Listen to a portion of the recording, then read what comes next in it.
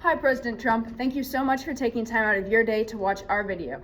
Today we're going to be talking about the crisis currently going on in Yemen. But to understand the full scope and how this crisis came to be, first we need to understand some basic history.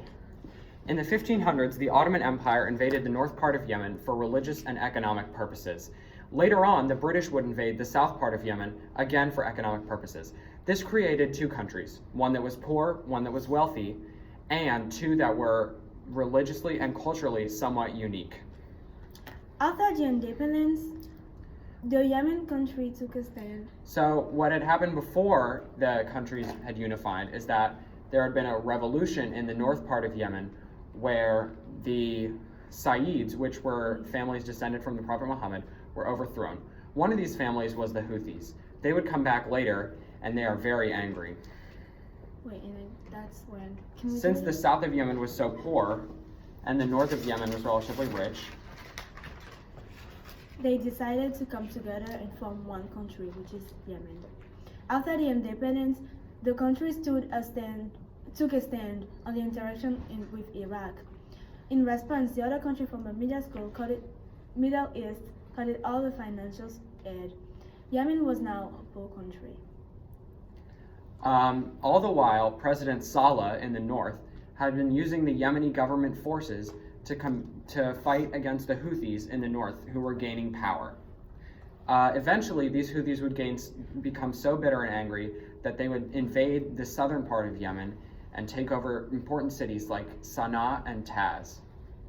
Currently, Saudi Arabia views the Houthis as an Iranian proxy, so they have started bombing the Houthis, and they've also caught civilians with their bombs, and they have made a blockade that threatens to cut off food aid for over 10 million people. There are lots of other countries currently involved with the crisis in Yemen.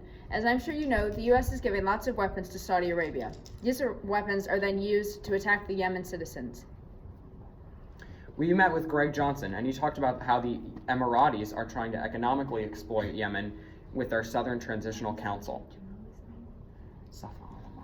We also met with the other journalist, Safa Al-Hamed. I was really glad to talk with her because she told me something, that Yemen had a famine going on in this country, not because they didn't have any food, but because they didn't have the money to actually buy the food.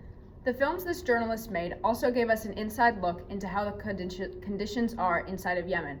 We saw how much famine was striking every single city inside of Yemen, and then how the hospitals are being overrun with all the patients and a lack of medical equipment. They also talked to us about how governance in Yemen is very limited and how it is very difficult to get anything done, and oftentimes the government does not know what it's doing. My teacher asked her a question. Why are people always focusing on the Jamal Khashoggi case while they should focus on the famine was going on in Yemen? And that was her answer. And then we found out that it's more easy to focus on a conflict that's more, one action, because we saw a murder and everyone can say that's wrong. But the Yemen conflict can be very complicated, and not everyone knows exactly how it came to be or a solution that'll be the best to solve this problem. Hopefully, the Khashoggi case will shed light on what is happening in Yemen. And also that Saudi Arabia's involvement to worsen this conflict. Thank you. Thank you for taking time to watch our video. Goodbye.